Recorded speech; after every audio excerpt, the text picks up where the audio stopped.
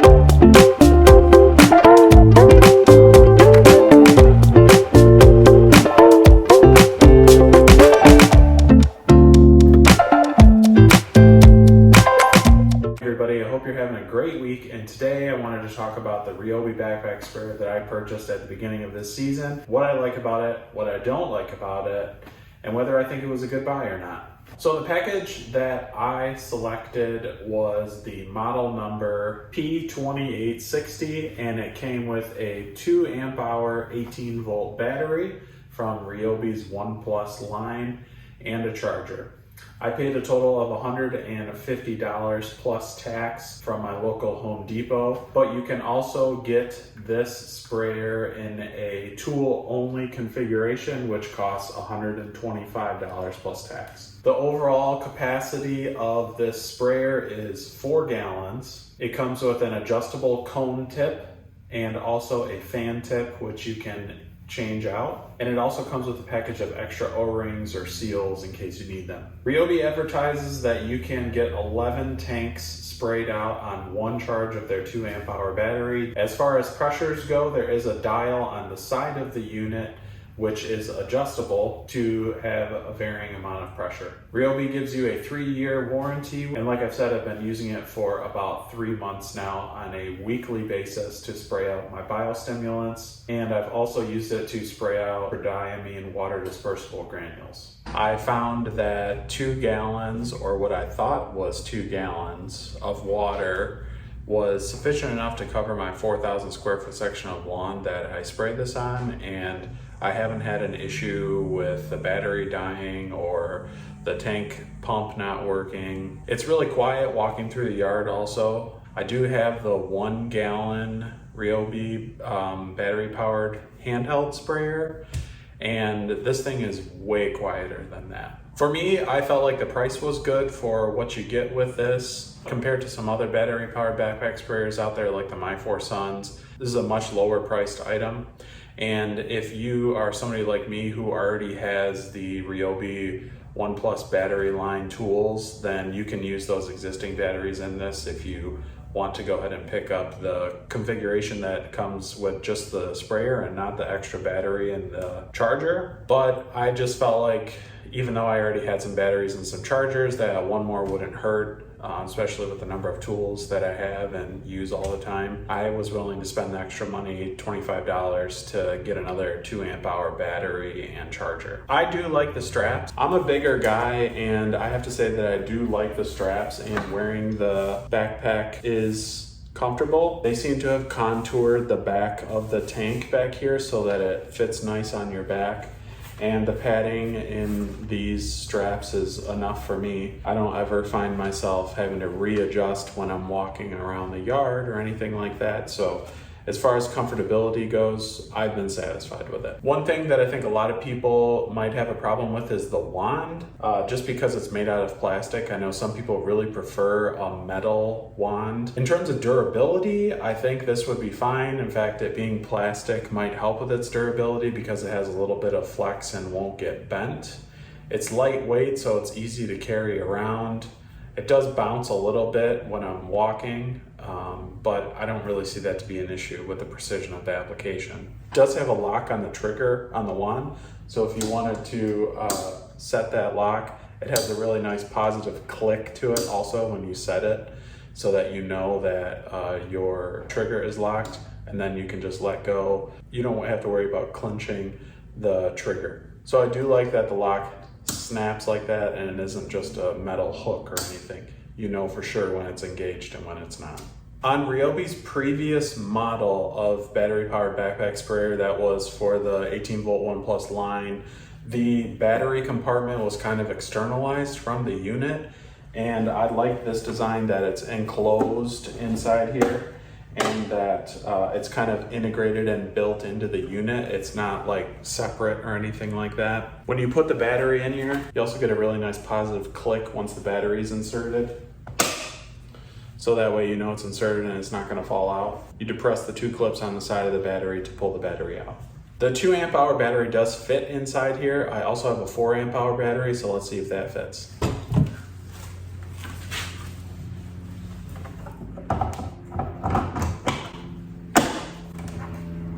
Four amp hour battery fits fine too. So far I haven't really noticed any leaks as I'm walking around with it.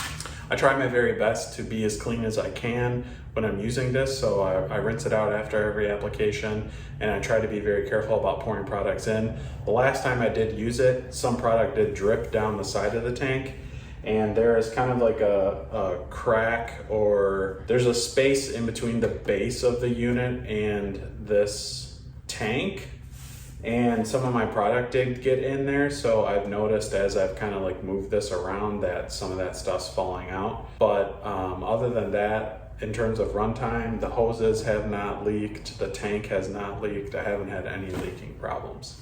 There are a couple things that I don't like about this unit, and I'll talk about those really quick. The first thing is the tank markings. Now, I bought this when it was relatively new to market, so there weren't a lot of reviews out there about this product, but it was not clear in the instructions booklet about which tank marking is for 1 gallon or 2 gallon or 3 gallon or 4 gallon, and let me explain why. So one side of the tank has markings for gallons, and the other side of the tank has markings for liters. But if you look here, it kind of like blown into the mold of the tank here is a number 4, number 3, and also 2 and 1. But there's these hash marks, these indents in the middle of the 3 and the 4. So I assumed that, oh, well, that must mean that it's 3.5 and this must be 4. But then I started to second guess myself, because if you look down below, there's a mark below the 1. So I didn't know why they would mark half a gallon. That just didn't really seem logical to me. You would think that they would just start at 1, because if somebody's buying a bigger unit like this, they're not really gonna buy this to just apply half a gallon of product. You could get the 1 gallon for that. So I figured that that must mean that since there are 1, 2, 3, 4 of these hash marks, that maybe that is actually what is the number, and these blown in numbers don't mean anything. I didn't really trust that. I couldn't find any information online about that. The instruction booklet didn't address it. It just said you fill it up until the 4 gallons. And so that kind of bothered me, because I wanted to get more precise with my applications and make sure that my dilution rates were correct. So I couldn't figure that out. So I did one other test. All right, so the only other way that I thought that I could try to test this out to figure out exactly where 1 gallon was to take a container that I knew for sure was 1 gallon and fill it up to 1 gallon and pour it in this tank and see where the water level was. I filled this up with water here, and it's probably like an ounce or 2, I don't know. The 1 gallon mark is right here. It's just shy of 1 gallon. So you would think that this marking right here where this 1 is, when I pour all this liquid in here, that it would fill up to either, I don't know, if you look at the side here, like these are indented right where the numbers are, you would think it would be right in line with that, or if the hash mark theory is correct, it lines up with one of the hash marks. So let's pour this in here and check it out. Okay, so here's another pet peeve of mine. I don't know why, but this lid is always difficult to thread on and off. And I don't know. It has this built, it's sturdy, it's sturdy, it's really sturdy, but for some reason I always have a difficult time getting this on and off the tank. It seems like the threads are not perfect or something. I mean, I'd rather have tighter than very loose. I don't know, that's just another pet peeve of mine. And I don't know what the heck this stupid strainer is for. I am not making broccoli or something in this thing. I don't get it. I don't know what this is for. It's basically useless to me. If somebody knows what it's for and wants to tell me, please do.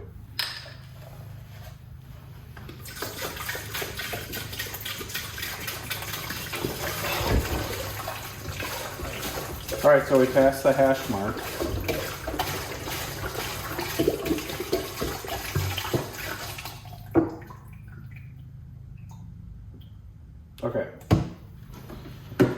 Okay, so check this out. I don't know if you can see this really well. Let me get a light. Okay, so you can kind of see it here. Right here is the water line. I'll jiggle this. The water line's right here. I just showed you guys that thing was just shy of a full gallon. Doesn't line up with this. Doesn't line up with the numbers here. It's over this and closer to this hash mark. So then I was like, okay, does that mean that the hash mark above the number is supposed to be the number? Well, then what the heck is this stupid hash mark down here? Doesn't make any sense. So my first con for this is the markings on the tank aren't clear. Now, does that mean you shouldn't buy this because they're not clear? Well, you're gonna have to decide on that. For me, as a homeowner who's using this to just spray out in my yard, I don't need to exactly know the precise amount of gallons. I need to be close so that I hit a proper dilution ratio and I don't have flow problems with this thing. If you know that you can cover your yard in 4 gallons or less, then you will be able to accomplish that with this sprayer. You need to kind of calibrate this thing anyways when you get it. You should fill it up to the top once you get it, and measure how much comes out of the tank when you cover your full yard with water. I've talked about that in how to spray with a backpack sprayer video. My second con for this has to do with the pressure settings on this thing. There is an adjustable dial on the side of the tank that you can use to adjust the pressure to make it stronger or weaker, but there's no tactile click on different settings. You don't know how much pressure you're spraying with, and so if you're looking to use like a T-jet nozzle with this and you want to get down to precise like gallon per minute flow, usually you have to know like what PSI you're spraying your solution out with. And other than turning the dial all the way up, I don't know how you're going to be able to figure out how much pressure coming through your line. For me, every time I use it, I just crank it all the way up. You don't have the ability really to know where, from an adjustability standpoint, what kind of pressure you're working with. You can assume that, halfway is probably half of whatever the maximum pressure is on this sprayer, but you don't know for sure. So that would be one improvement I would suggest for this tank sprayer. The next thing that I would say is kind of a complaint or a con with this has to do with the wand. I don't like that the shaft of the wand is all plastic. I purchased the 1 gallon battery powered sprayer, and that comes with a metal wand and a brass tip.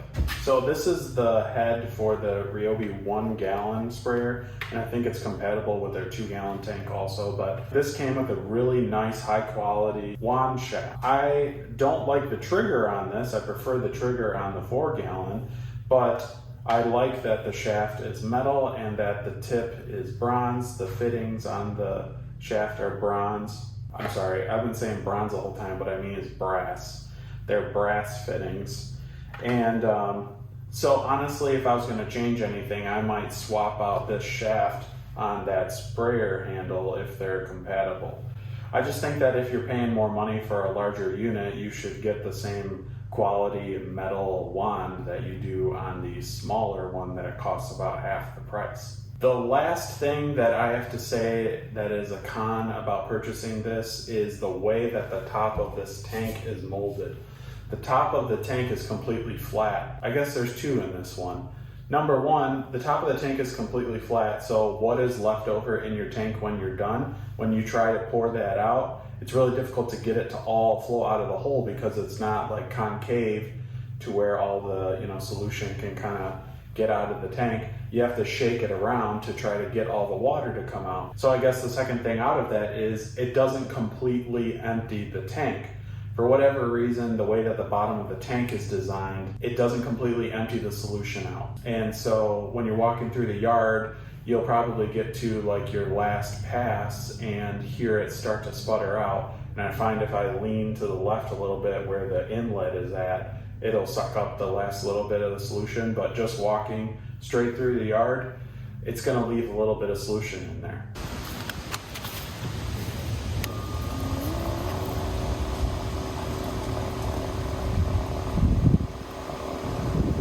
That's it. That's all it takes. Well, of course, now it's not working. What the heck's going on here? It's not building any pressure.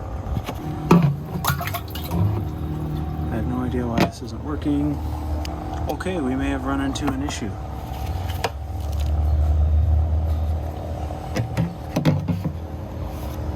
All right, the lid is all the way on right now. And I got no pressure.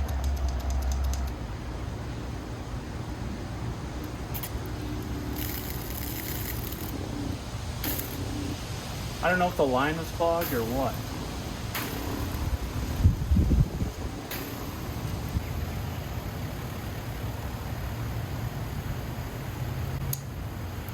This has never happened before.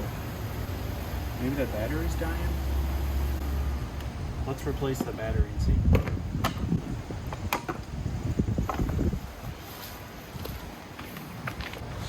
I don't know why, but I wasn't getting consistent spray out of that, but I don't know if you can see. It's fully charged 4 amp hour battery. Let's see if that fixes it.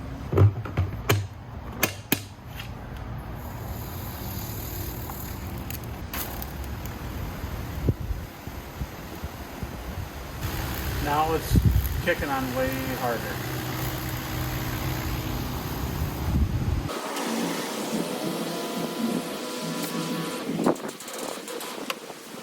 Okay, so I don't know what the heck was going on there. I thought it had to do with the battery, but then I put this fully charged 4 amp hour in, and all of a sudden it's doing the same thing. Then I'm spraying it and the pressure really kicks up. So I don't know if something was like clogged in the tank or what. But anyways, I always have a really hard time emptying this thing out because of how the top of the tank is shaped. So let me show you. Number one, these straps are like always in the way. I don't know how to get these straps out of the way so I can dump this thing well. So usually I just grab the straps like this, hold the bottom, and dump it. But not all the liquid's out of here. I always have to shake it. I don't know. Okay, so update. The bottom of this unit has this like vent on it. You can see some brown marks from the crap I've spilled. Maybe this was clogged when I was just trying to do that, and me moving the pump around allowed it to breathe a little bit more and get more powerful suction. This is empty.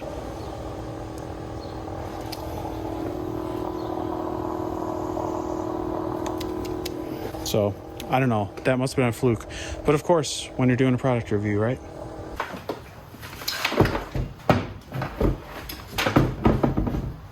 So you do have two spots that you can snap your wand into, either the top, on the top of the tank, or the side. So overall, would I suggest this sprayer? The price of it was good with me, 150 bucks. You get a battery and a charger. If you don't have a Ryobi product already and you aren't already integrated into the OnePlus line, you can get this with a battery and a charger for 150 bucks. I haven't ever ran out of battery life with this thing, so the battery life is fine for me. I spray 4,000 square feet, no problem. The padding on the straps is nice. I like the padding. It's thick, it's comfortable. It's got enough adjustments on it and, chest strap and stuff that it's comfortable to wear. The back of the tank is kind of curved, so it fits your back well. The wand is lightweight, though it's plastic, so take your pick there. It's quiet and it has an enclosed battery, and like I said, I haven't had any leaks with this, which is one problem that I know other people run into with other battery-powered backpack sprayers. Sometimes the tank leaks or something. In terms of cons, the tank markings on the sides, I don't think they're accurate. I don't know why. I can't find any documentation online anywhere about what the real markings are for, but may not be as big of a deal if you're just mixing up a batch of biostimulants. You know how much total liquid, like for me it goes up to the 2, you got to do to cover your yard. You might be fine with that. It's not a deal breaker for me. Cleaning this thing out is a pain, though I don't know of any other sprayers that are very easy to clean out. I think even the My 4 Suns is a little better because it has the top of the tank on the side, so you can tilt it to one side, but again, not a deal breaker, just a pet peeve. I was disappointed with the plastic wand versus the 1 gallon that has the metal wand. Again, something you could swap out if you wanted to, if it really bothered you that much, but I've been using this thing with the plastic wand just like it came out of the box the whole time and it was fine. No problems. And the last thing that I think is the downside to this is the pressure settings. It's an adjustable dial, but you have no idea what pressure you're working with. There's no markings on it. There's no, fixed positions that you can put the knob. So that's just flat out annoying. And if you're gonna give me variable pressure, you better have some markings on there or some positions that have some numbers or something, so I actually know how much I'm dealing with and I don't just have to guess. All in all, this was the very first battery-powered backpack sprayer that I purchased, and I've been happy with it so far. If this broke, would I buy it again? I would probably consider it for the price point that it's at, for $150, and if I have to buy it again, $125 because I already got a battery, or if I want another battery, The price isn't that bad, and I've had no problems spraying the biostimulants out. I've done them individually, and I've also done a cocktail of like aerate and RGS at higher app rates and mix that in here, and I've had no flow problems. Other than that fluke that we were just experiencing outside where the pressure couldn't get up, I don't know what was up with that, but every other time I've used this thing, I have had no issues, solid runtime, solid experience. So there you go, guys. There's my review of the 4-gallon backpack sprayer, battery powered 18 volt 1+ line by Ryobi. If you have any questions, leave them down in the comments. I would be happy to talk more about my experience with this. And I'd love to hear from you guys too. If you're thinking about buying this, or if you already have bought it, what's your experience been? Let me know. Thanks for tuning in. Give me a thumbs up if you like the review. Hit that subscribe button if you haven't already. Thank you to those who have subscribed. I truly appreciate it. And we'll see you next time.